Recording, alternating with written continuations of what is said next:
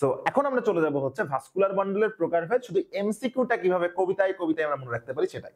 তো আমরা একটু আগে দেখছি ভাস্কুলার বান্ডলের প্রকারভেদে আসলে কি কি ভাস্কুলার বান্ডলের উদাহরণ আসবে। তোমরা সবাই জানো, আমি কয়েকটা অপশন দিয়ে দিচ্ছি কি কি ভাস্কুলার বান্ডলের উদাহরণ আসবে। কারণ একটু আগে আমরা দেখলাম হচ্ছে কি মুক্ত সমপার্শ্বীয় হতে পারে, মুক্ত সমপার্শ্বীয় ভাস্কুলার বান্ডল। এরপরে কি বদ্ধ সমপার্শ্বীয় হতে পারে। এই দুটা কিসের?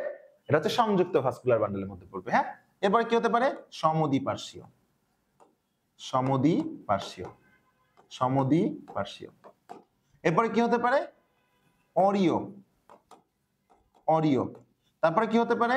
জাইলেম কেন্দ্রিক, জাইলেম কেন্দ্রিক ভাস্কুলার বান্ডল, এবং হতে পারে হচ্ছে ফ্লোয়েম কেন্দ্রিক ভাস্কুলার বান্ডল, জাইলেম কেন্দ্রিক ভাস্কুলার বান্ডল এবং ফ্লোয়েম কেন্দ্রিক ভাস্কুলার বান্ডল। তাহলে এইগুলার উদাহরণ মনে রাখতে গেলে তোমাদেরকে একটা কবিতা মনে রাখতে হবে, এবং সেই কবিতাটা দিয়ে তুমি খুব সহজে এটা মনে রাখতে পারবা। বাট অবশ্যই আমি বলতেছি কবিতাটা প্রথমে তোমার একটু কঠিন মনে হতে পারে, যত সময় না পর্যন্ত কবিতাটা তুমি আয়ত্ত করতে পারবা। বাট একবার যদি বাসায় তুমি একবারের জায়গায় দুইবার পড়ে ফেলো, এই কবিতা তুমি জীবনেও ভুলবা না। তুমি প্রেমিকার নাম ভুলে যাবা, বাট এই কবিতা ভুলবা না, কিন্তু এটা আমি তোমাদেরকে বিশ্বাস করাতে বাধ্য হব। দেখো কবিতাটা কেমনে পড়বা, এইভাবে দেখো। মনে একটা নদী ছিল, সেই নদী হচ্ছে মুক্ত নদী। মানে কি? মুক্ত ভাবে সেই নদী বয়ে বেড়ায়, মুক্ত নদী। চিন্তা করে দেখো তো, নদীর কিন্তু আসলে স্থায়ী কেউ নাই, সে বড্ড একা। বলতে পারবে কেন ভাইয়া?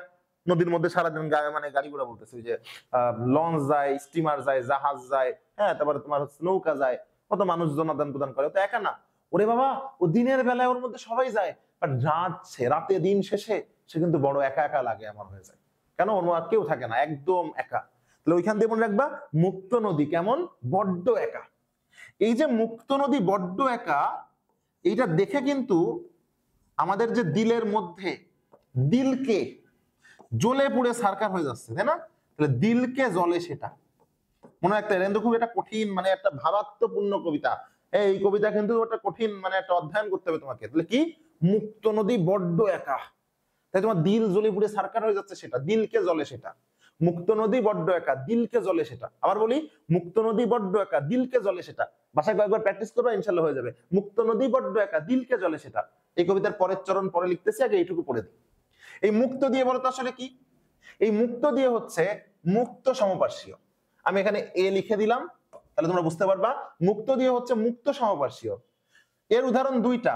ন দিয়ে হয় নগ্নবীজি, ন দিয়ে হয় নগ্নবীজি, আর দি দিয়ে হয় দ্বিবীজপত্রী, দি দিয়ে হয় দ্বিবীজপত্রী। তাহলে মুক্ত নদী দিয়ে মনে রাখবো মুক্ত সমপার্শ্বীয় উদাহরণ দুইটা, একটা হচ্ছে নগ্নবীজি এবং একটা হচ্ছে দ্বিবীজপত্রী। একটা হচ্ছে নগ্নবীজি এবং একটা হচ্ছে দ্বিবীজপত্রী। এবার দেখো বড্ড একা, এই বড্ড দিয়ে কি মনে রাখবো? এই বড্ড দিয়ে মনে রাখবো বদ্ধ সমপার্শ্বীয়। ওই যে বি নাম্বার দেখো, বদ্ধ সমপার্শ্বীয়। এর উদাহরণ কি দেখো? একা। এই এতে হচ্ছে একবীজপত্রী, এতে হচ্ছে একবীজপত্রী। আর একবীজপত্রীর মূলে না কাণ্ড, কাতে হচ্ছে কাণ্ডে।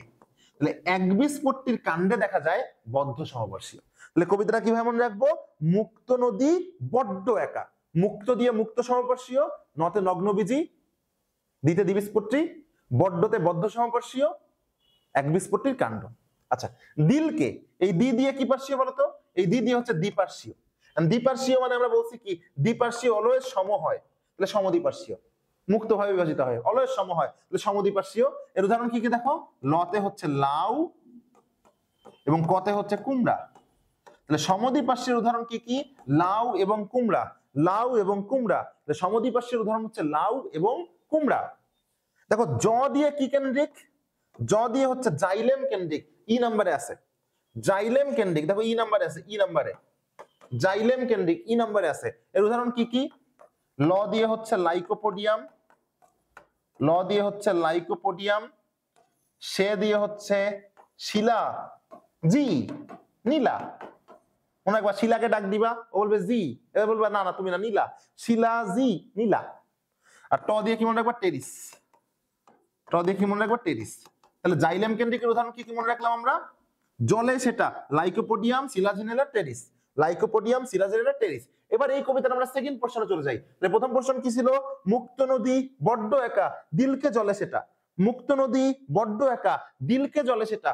অন্যদিকে মলি নামে একটা মেয়ে আছে, আর মলির ওই মেয়েটাকে আমরা ফুলের সাথে তুলনা করি, তাহলে ফুলে ধরে ইয়ক্কা, একটা কথার কথা আর কি, মানে মুক্ত নদী বড্ড একা দিলকে জ্বলে সেটা, অন্যদিকে মলি নামে যে মেয়েটা আছে ওর ফুলে ইয়ক্কা ধরতেছে, মানে খুব শান্তিতে সে আছে। ক্লিয়ার? আর মলির ফুলে ধরে ইয়ক্কা, তাহলে বলতো আর দিয়ে কি, আর দিয়ে কোন ধরনের ভাস্কুলার বান্ডল, আর দিয়ে হচ্ছে অরিও ভাস্কুলার বান্ডল। আর অরিও ভাস্কুলার বান্ডল কোথায় দেখা যায়? মূলে। এই অরিও ভাস্কুলার বান্ডল কোথায় দেখা যায়? মূলে। আর এই ফুলে দিয়ে কি কেন্দ্রিক? ফুলে দিয়ে দেখো এফ নাম্বার, অর্থাৎ ফ্লোয়েম কেন্দ্রিক। ধরে দিয়ে মনে একবার ধরে, ধরে ড্রা, কে ধরে? সিনা, ড্রাসিনা। আমি পড়তাম এভাবে, ধরে সিনা, ধরে দিয়ে কি? ধরে সিনা, আসলে সঠিক উচ্চারণ কি? ড্রাসিনা। আর ইয়ক্কা দিয়ে, ইয়ক্কা নামে একটা প্লান্ট আছে, ইয়ক্কা দিয়ে, ইয়ক্কা দিয়ে একটা প্লান্ট আছে। বি ফর বায়োলজিতে চলে যাবা, বি ফর বায়োলজি ইউটিউব চ্যানেলে দেখবা ইয়ক্কা প্লান্ট নিয়ে একটা ভিডিও করা আছে, দেখে আসবে ইনশাআল্লাহ। তাহলে আমি কি কি বললাম? ভাস্কুলার বান্ডলের প্রকারভেদের এমসিকিউ মনে রাখার টেকনিক কি?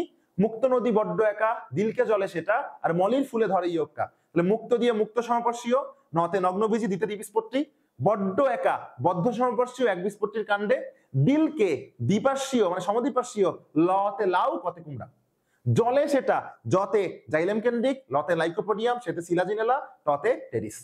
আর মলির, আরতে অরিও, মলিরতে মূলে, তাহলে মূলে দেখা যায় অরিও ভাস্কুলার বান্ডল। ফুলে ধরে ইয়ক্কা, ফুলেতে ফ্লোয়েম কেন্দ্রিক, ধরেতে ড্রাসিনা, ইয়ক্কাতে ইয়ক্কা। তাহলে কত সহজে তুমি একবীজপত্রী এবং দ্বিবীজপত্রী, কি বললাম এটা, কত সহজে তুমি ভাস্কুলার বান্ডলের প্রকারভেদ মনে রাখতে পারবা এমসিকিউ। এবং রিটার্ন কিন্তু একটু আগে তোমাদেরকে শিখাই দিলাম, এবং আমি তোমাদেরকে আরো সহজ করে বলে দিচ্ছি, 100% শিওর করে দিচ্ছি যে এই অধ্যায় থেকে যে একটা এমসিকিউ আসে, এটা কিন্তু ভাস্কুলার বান্ডলের প্রকারভেদ থেকেও আসতে পারে, এত ইম্পর্টেন্ট এই টপিকটা। তাহলে ভাস্কুলার বান্ডলের প্রকারভেদ রিটার্নটাও পড়বা প্রথমে যেভাবে পড়িয়েছি, এবং এরপরে এমসিকিউটাও পড়বা। একটা কবিতা শুধু মনে রাখবা, মুক্ত নদী বড্ড একা দিলকে জ্বলে সেটা, আর মলির ফুলে ধরে ইয়ক্কা।